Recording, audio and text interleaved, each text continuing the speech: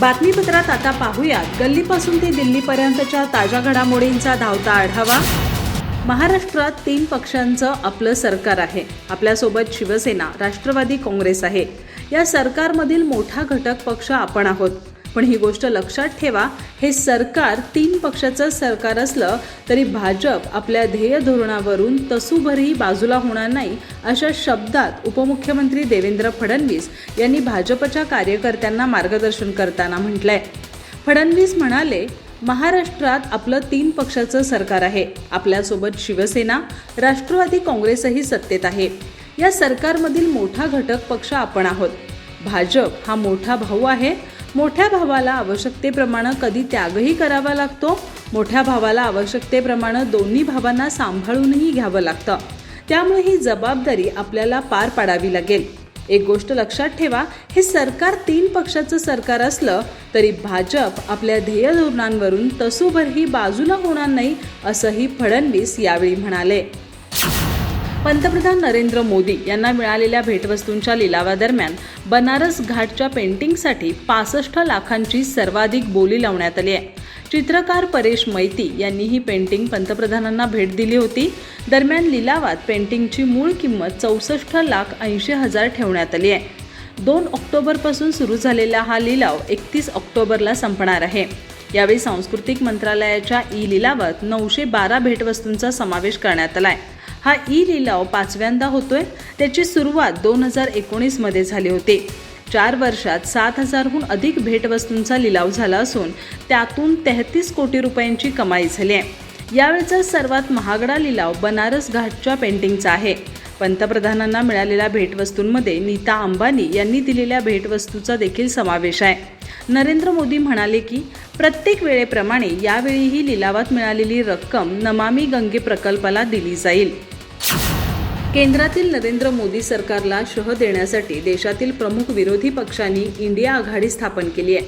या आघाडीवर आज उपमुख्यमंत्री देवेंद्र फडणवीस यांनी कडाडून टीका केली आहे। त्यांनी चौफेर टीका करताना अनेक मुद्द्यांवर भाष्य केलं। फडणवीस म्हणाले की निवडणुकीच्या आधी हे एकत्र राहू शकत नाहीत आणि नंतरही राहू शकत नाहीत। त्यांच्यात एकही राष्ट्रीय नेता नाही। आज मोदीजी कुठेही गेले तरी गर्दी असते। शरद पवार साहेबांचं केरळमध्ये भाषण ठेवलं तर कोण येणार, असा खोचक टोलाही फडणवीस यांनी लगावला। विरोधकांचा एकच संकल्प, तो म्हणजे मोदीजींचा विरोध करणे। त्यांच्याकडे विकासाचा कार्यक्रम नाही, आपलं दुकान बंद होईल म्हणून हे एकत्र आलेत। हे समोर आहेत, पण त्यांच्या पाठीशी एक शक्ती आहे, ज्या शक्तीला अराजकता निर्माण करायची आहे। चीनच्या पैशावर हे लोक अराजकता आणू पाहतायत। यांना चीन फंडिंग करत असल्याचा आरोपही फडणवीसांनी केला आहे।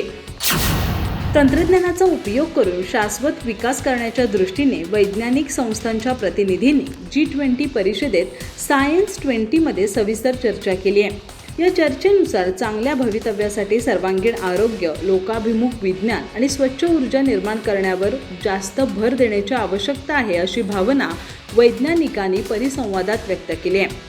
विज्ञान भारतीचा पश्चिम महाराष्ट्र विभाग, भारतीय राष्ट्रीय विज्ञान अकादमी आणि भारतीय उष्णप्रदेशीय हवामानशास्त्र संस्था यांच्या संयुक्त विद्यमानं मंगळवारी सायन्स 20 या बैठकीत शाश्वत विकासासाठी विज्ञान, तंत्रज्ञान आणि नाविन्यतेला पोषक वातावरण निर्मिती या विषयावर परिसंवादाचं आयोजन करण्यात आलं होतं।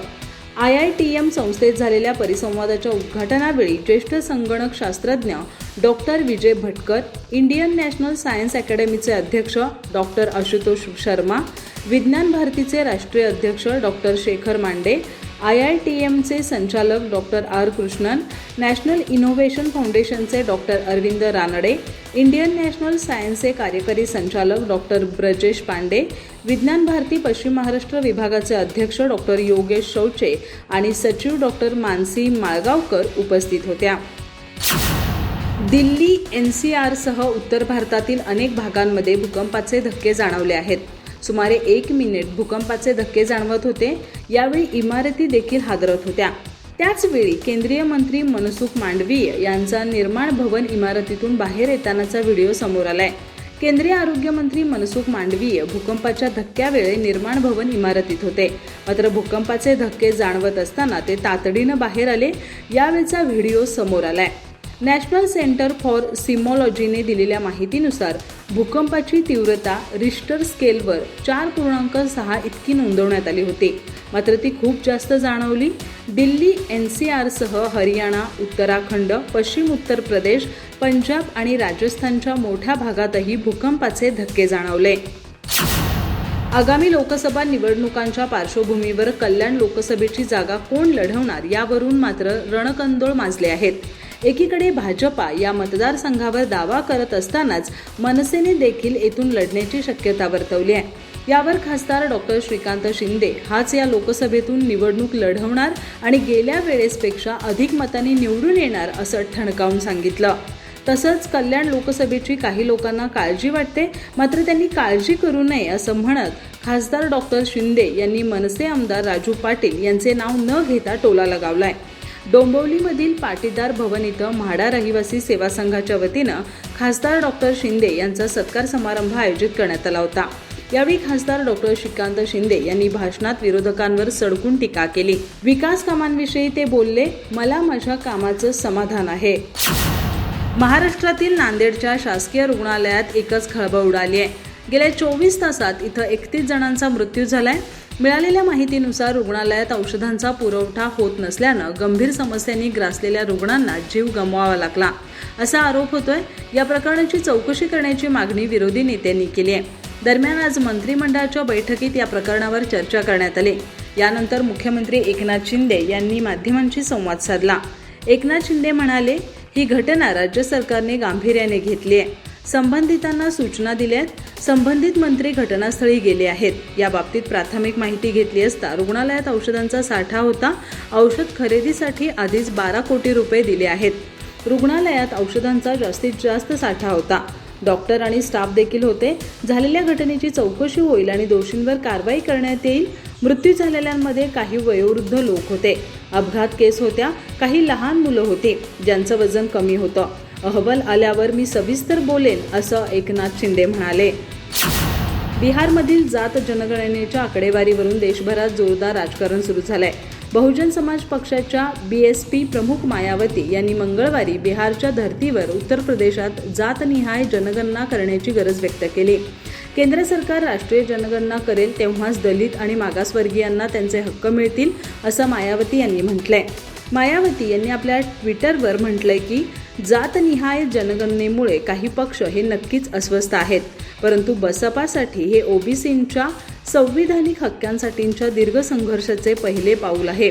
उत्तर प्रदेश सरकारने आता लोकांची भावना लक्षात घेऊन आपले हेतू आणि धोरणं सुधारली पाहिजेत. त्यामुळे जातनिहाय जनगणना सर्वेक्षण त्वरित सुरू केलं पाहिजे. मायावती म्हणाल्या की बसपा आनंदी आहे की देशाचं राजकारण उपेक्षित बहुजन समाजाच्या बाजूने जात आहे. अधिक माहिती आणि ताज्या घडामोडींसाठी आजच आमचे चॅनल सबस्क्राईब करा.